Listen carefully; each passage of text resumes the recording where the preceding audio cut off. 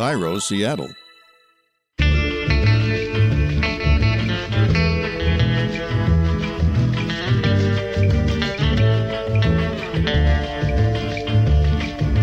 I'm Rachel Bell, and this is Your Last Meal, a show about famous people and the stories behind the foods they love most.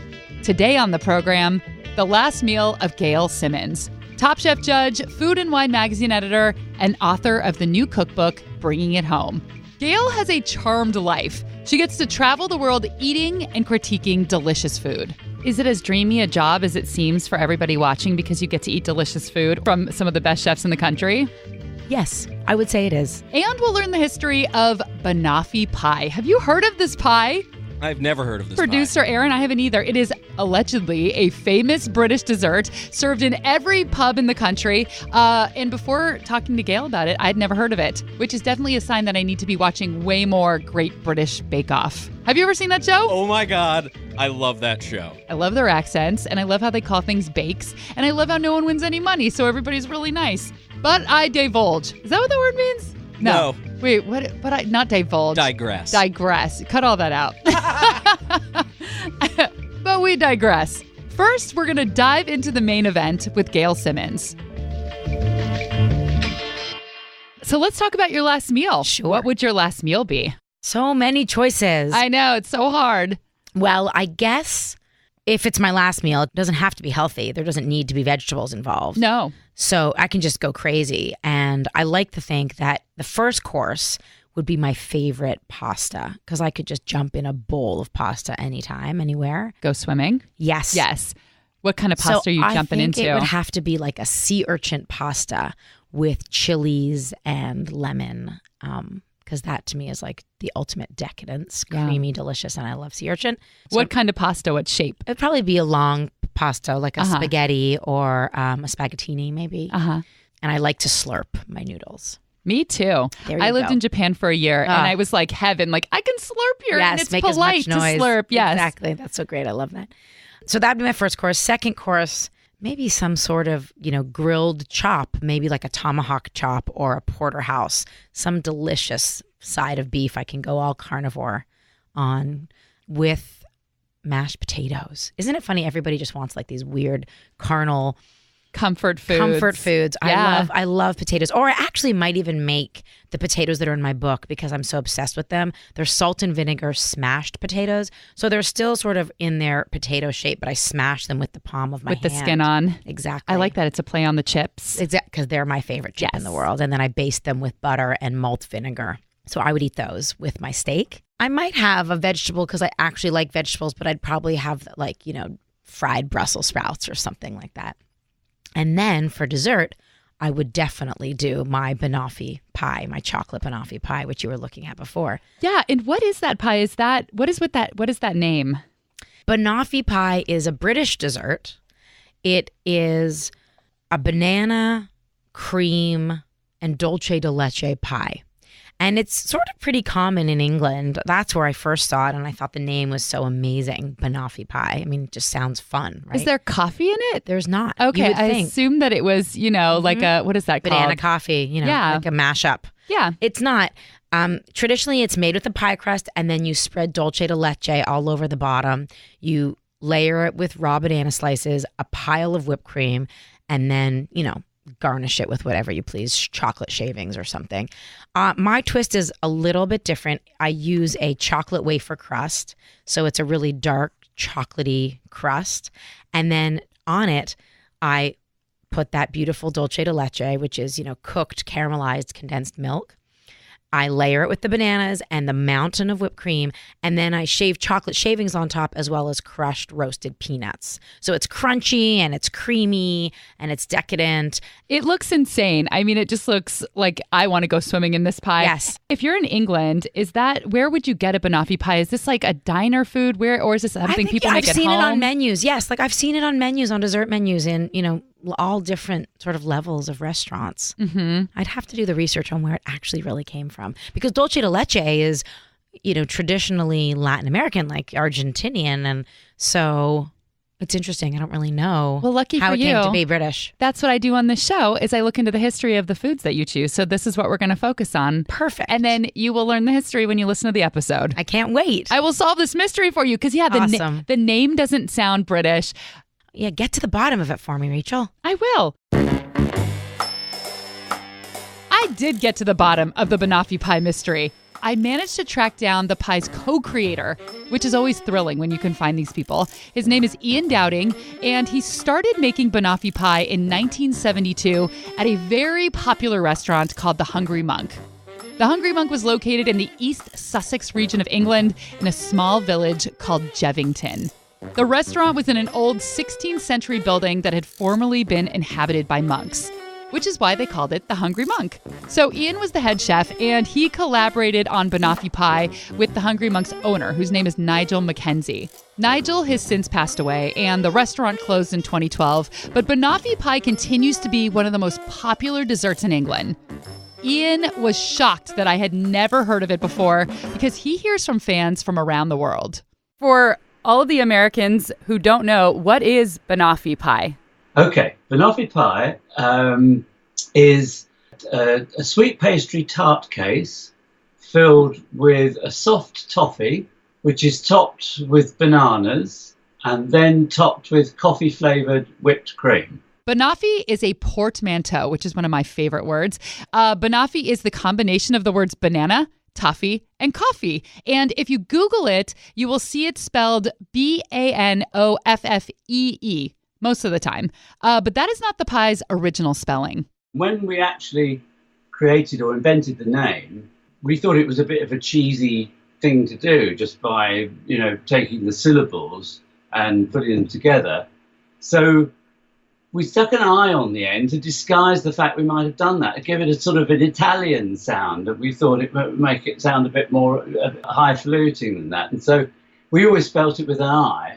But since it's come into general usage, everybody else spells it with a double E, which is fine. So I think your plan worked because I didn't see it in writing at first. I just heard the name and I totally thought that, it's like biscotti, Bonoffee. Bonoffee Pie just does not seem British to me. This layer of whipped cream and the bananas and the toffee, it all smacks of an American diner pie.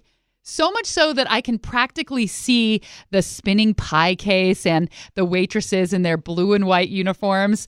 Ian says the pie was created in England, but it does have an American origin story. In my very first job, I worked with a guy who used to make a dessert called Blum's Coffee Toffee Pie.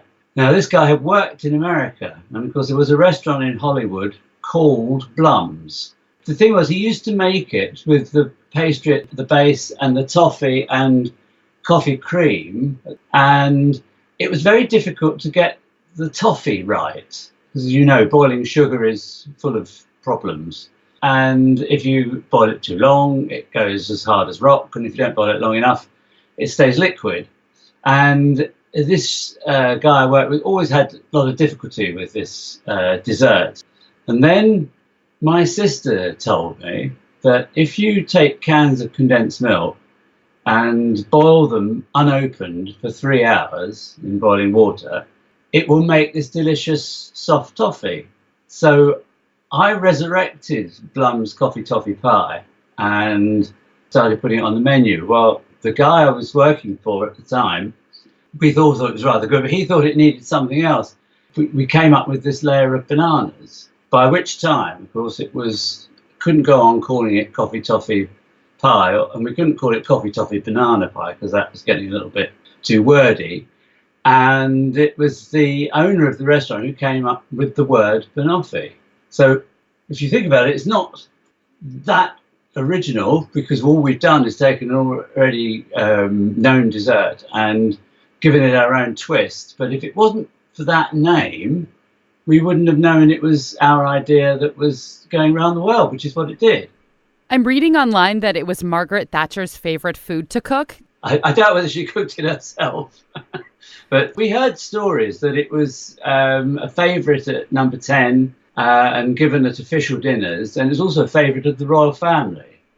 About once a month, I get a contact from somewhere in the world, sometimes just saying thank you, which is rather wonderful. Yeah, that must feel really exciting to have a dessert go viral. It's kind of such a niche thing to become famous for a pie.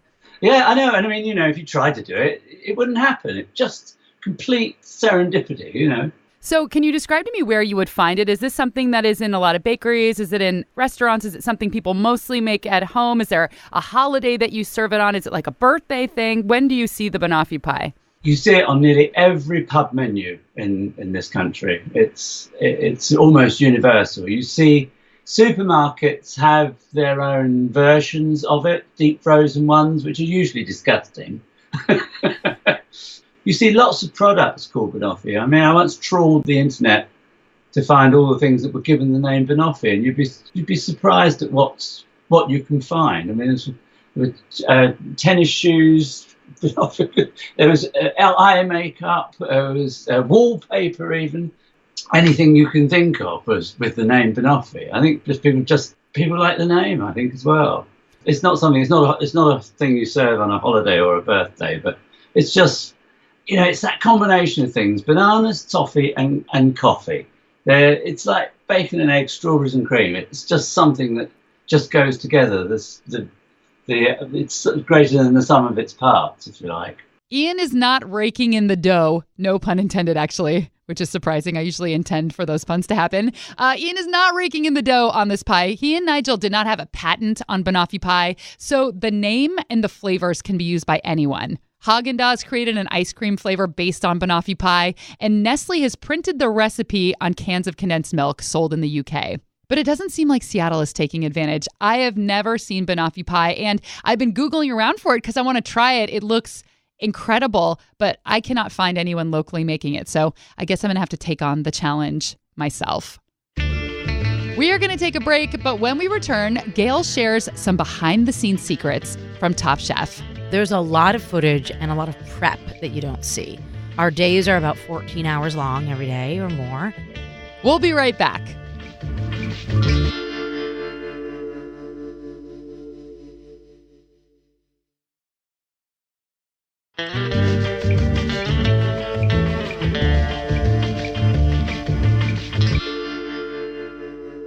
Today, my guest is Bravo's Top Chef judge, Gail Simmons. If you've never seen the show before, it is a cooking competition featuring some of the country's best chefs. Each episode, the chefs are challenged to cook a meal with very little time, with very particular ingredients, in inhospitable environments, to large group of people. They don't make it easy. And at the end of each episode, one chef is crowned the winner, and as is wont to happen on a reality show, someone is eliminated. Did you have to learn to kind of have the critical persona that you all have on the show when you're judging food? Because, I think instinctually for a lot of people, it's like you don't want to be mean, but you have to say what you really think because somebody has to win, someone has to lose, and also it's entertainment and it's TV. Did that come naturally to you, or did you have to kind of push, when you have to be negative about dishes? A little of both, I think. The first few seasons of the show was the dawn of reality television. And back then, the standard by which all was measured was American Idol. And if you remember the first few seasons of American Idol, there was Simon, the mean one, and Paula, the sweet one. And so every reality show back then had to have those characters on the judges' table. Yeah. So for those first few seasons, I think Bravo felt like they had to pigeonhole all of us into being those characters, the villain and the nice one and the pretty one and the, you know what I mean? And who were you? I don't know. I think I was kind of the bitchy one. I think you beginning. were too. I mean, my friends of my friends would be like, is she really that mean in real life? And everyone would be like, no, but it's so edited. It wasn't me playing that role. Right. It was just the editing. I told you there's hours and hours of footage, and Bravo would edit it down to have us. I mean, we said all those things, but they could be taken out of context. They could be edited and rearranged. And, editing out some of the positivity so that only the negativity is left. It's very easy to do, actually. Yes. It's the magic of television. And so I think in those early years, we were all made out to be a little more severe, a little more kind of caricatures of ourselves. But the network and we all soon learned that our audience actually didn't want any of that, and that the show really molded into something very unique, which was that our show, unlike other shows at the time, were not about us. We're not about our voice and us berating people, but that it became a forum to have a really great conversation about food and to understand and respect the talent that we had on our show, these professional chefs. We're not talking about amateurs. These are all executive chefs and sous chefs, people whose livelihood is made in this industry. And that's what we started to focus on. And when we were able to all kind of let go of that, then it became very normal for us to all be ourselves. On the show, you see Gail wearing cocktail dresses and tasting food, but a lot of hard work has gotten her where she is today. And if you're wondering, like I was wondering, how do you get Gail's job? Gail tells me how Gail got Gail's job. I worked in kitchens for a while, cooking, knowing I never wanted to be a chef, but knowing that it was the only way to get my skills up and get the respect I needed and the knowledge and the language I needed to really be fluent in kitchen. And after a little while in kitchens, I realized I also was starting to not use my brain in the same way anymore. When you're working as a cook on someone else's line, when you're not the chef, you're really just executing someone else's vision, and you're really just cooking in manual sense. You're not the one creating, so to speak. So I was ready to go back to my original plan, which was writing. And through a serendipitous turn of events, I landed a job as the assistant to the food critic at Vogue magazine, Jeffrey Steingarten, who is an extraordinary mad scientist and an incredible writer, a very difficult man to work for, an enormous amount of lessons learned. And I worked for him for 2 years doing recipe testing and research and editing and working on his second book with him. And after 2 years there, I was lucky enough to get a job offer from Daniel Boulou, a very famous French chef based in New York. At the time, he was about to open 3 restaurants. He had to write 3 books. He needed to expand his very small family-owned company and needed some more staff to do all of these things. And it was not the path that I had intended. It was not a food writing path. It was going to be working in a restaurant group, doing marketing and events and PR. But it was Daniel Boulou, and he's such an extraordinary force in the food world that I just knew you had to take the job, which I did. And I did all those things for 3 years. I told you it was a long story. I just didn't never know how far back to go. No, that's okay. Keep going. So I did that for 3 years, and I'd come to know the people at Food and Wine magazine through my work with Danielle. And one editor that I had befriended asked me if I wanted a new job because he was leaving his job and he thought that I would be great for it. And would I be interested? And of course, I jumped at the chance because finally here was my chance to combine all those things I wanted to do at a publication that I admired. I didn't even know what the job was, really. I begged for it. I interviewed, and I've been there for 13 years. Bravo called Food and Wine and said, we have this crazy idea for a show, and we don't know anything about food, but we want to do a show about the real life of professional chefs, and we want to make it a culinary competition. And if you teach us about food, if we like one of your editors, we will put them on the show to represent the magazine on camera. And they sent me for a screen test, and I got the job. And within a month, I moved to San Francisco to shoot the first season of Top Chef. And I'm still shooting seasons of Top Chef. And 15 seasons later, and 5 spinoffs, and 2 books, and a whole bunch of adventures, I'm here. And that was Gail Simmons' last meal. Gail has a brand new cookbook out. It's called Bringing It Home, Favorite Recipes from a Life of Adventurous Eating. And these are recipes from her childhood and things that she's picked up from her travels around the world. It is really a gorgeous cookbook, especially if you're someone like me who likes to lay in bed and just leaf through cookbooks. And it's a cookbook where you basically want to make pretty much every recipe in it. So pick one up. It's the holiday season. It's called Bringing It Home. Thanks to Ian Dowding. Ian is now a semi-retired chef and a teacher at Ashdown Mana Cookery School. And his grown children still insist he makes them Bonoffee Pie. This episode was produced by Aaron Mason and me, and our theme music is by Prom Queen, who has a sweet new album out called Doom Wop. Ooh, and get excited because in 2 weeks, my guest is Lady Bird director and the star of Frances Ha, Greta Gerwig. People might actually think that you're a good cook because when I Googled your name and just the word food, all that kept coming up was that you shared a Thanksgiving recipe this year, your dad's stuffing. Yeah, oh God, that's got to be part of my last meal too. Oh, the last meal is just getting more carby. Well, that's my true love as carb and dairies. I'm very excited for this episode. I'm Rachel Bell, and this is Your Last Meal.